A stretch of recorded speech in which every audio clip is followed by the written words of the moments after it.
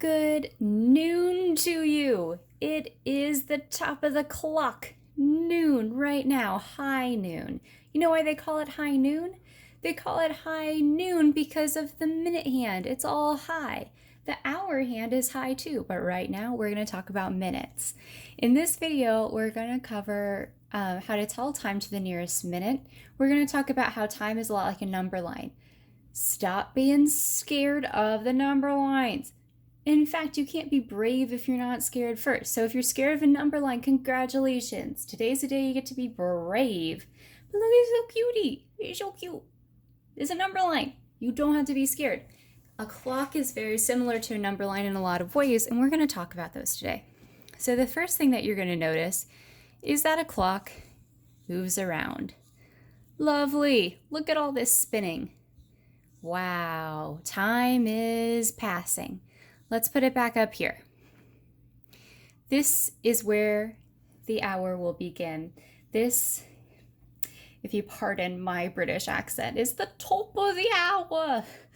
I'm at the top of the hour. That means that you have just started the hour. It's right at the o'clock. So o'clock is 0. So we're going to start here at 0. Now each one of these lines represents 1. 1, 2, 3, 4, 5.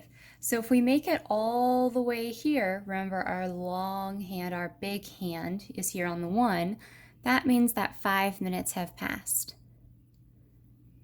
So now it's 5 minutes after. Try it again. 6, 7, 8, 9, 10. Okay, so that checks out. 5 here plus another 5 here equals 10 altogether. So our clock is moving the way we want it to. So if we have 5, 10, then when we keep going, it's going to go up by 5 each time. So you can count by 5s, which is one of the best things about a clock, because we all know how to count by 5s. 5, 10, 15, 20, 25, 30, it's special so I paused, we'll come back to it, 35, 40, 45, 50, oh my clock's moving, 55, and then 60 or 0. Let me put my clock back, no, please, okay, it looks better now. So when we're counting by 5s on our clock, that means that 5 more minutes have passed. It makes it easy because you're going to be seeing a clock at all kinds of weird times. So if it was over here, we would just count by 5s, we would get 35. You could also do 7 times 5 is 35 if you know those facts. But it's the same as 5, 10, 15, 20, 25, 30, 35. So there's no difference there. Where it gets a little tricky is sometimes you're going to see it's on one of these tiny little lines. So you're going to be like, I ain't got no idea what time it is. It's something. Well, it ain't something. It's a specific time. This is pretty simple. We know it's 35 here. So 35, 36, 37. In fact, if we counted every single one of these little lines, we would see that it adds up to 60 minutes because 60 minutes makes an hour. This is a little bit different than our regular place value system. So for our regular place value system, right, if we have 10, that's the ones place, that's the tens place, right? Well, if we multiply that by tens, we'll get to our next place value, which is 100. So we have ones, tens, and hundreds. Times 10 again will give us 1,000. Ones, tens, hundreds, thousands. So each time it goes up by another place value, goes to the next place value.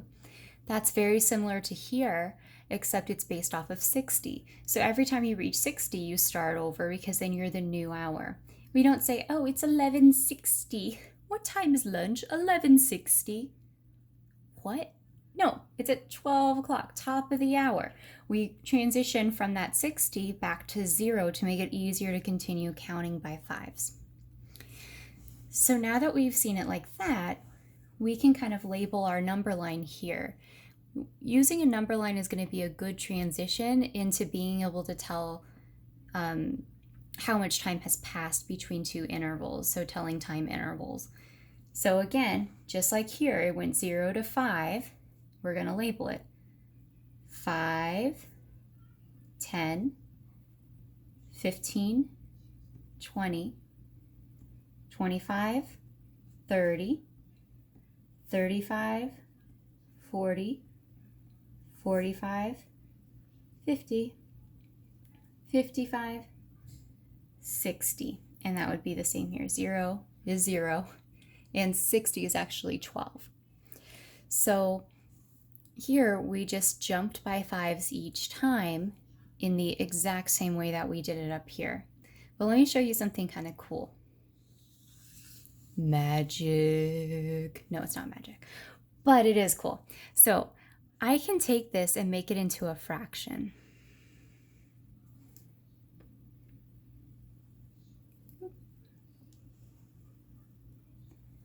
Look at this. Fractions, people. My favorite. I love me some fractions.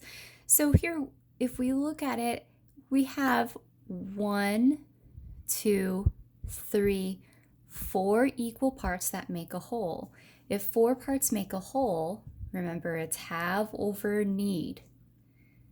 We have 4 parts and we need 4 to make a whole. So that equals the whole hour. 4/4 is equivalent to 1.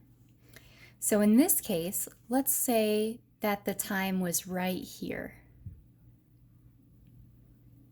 If the time was right here, this would be 1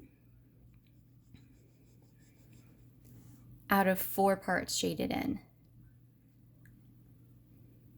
So we have 1 and we need 4. This is known as a quarter, or 1/4. So if we have a quarter, that means that we are a quarter past. So if you look at your clock, and if you ever see it right here on the 3, then you could say, oh, it's a quarter past. And you'll sound pretty cool if you say that. That's a pretty neat thing to say. So now we're going to look at this part. Let's say that our time has gone from 15 all the way to 30 now. So that's where our minute hand, our big hand is. If it's gone all the way to 30, then that would be 2 parts out of the 4 that we need, 2/4. This is the same as 1/2. Notice that that is halfway to the next hour. So we call this one half past. So we had a quarter past and half past. Let's try it again. You think you know what's coming, but it's going to be different. Okay, so now our clock has gone all the way here. I'll show you on this one. It's pointing at the 9. 9 times 5 is 45. So if it's pointing all the way there at the 9, it's 45. So that's 1, 2, 3/4. 3 parts is what we have, but we need 4 to make a whole. So it's not quite the whole hour. We would say that this is a quarter till. Oops. Quarter till. A quarter till what? Well, a quarter till the next hour. So we haven't quite made it all the way to the next hour. We still have a quarter of an hour left. The last part right here is if our clock goes all the way back to the top. And this is the part that you guys should already know. So if it goes all the way back to the top, then that means we're at the top of the hour. But not the hour that just passed, the next hour. We're at the top of the next hour. So every time you make it all the way to 12, you're going to make it to the next hour. This is very similar down here, and we're going to take the opportunity to kind of talk about some multiplying fractions, which is something that you'll see in 4th grade. So 1/2 of 12. Let's put this guy back up here. 1/2 of 12 is the same as saying is the same as saying 12 divided by 2. Okay, so if half of 12, that's 2 parts, will make the whole. That's going to be 6. So that's where we can see it'll be on the 6. Let's look at it with minutes. With minutes, we're saying half of 60. That's the same as 12 divided by 2, right? Half, put into 2 groups. And that gives us 30, because 30 plus 30 is 60. So that means it'll be 30 minutes. That all checks out so far.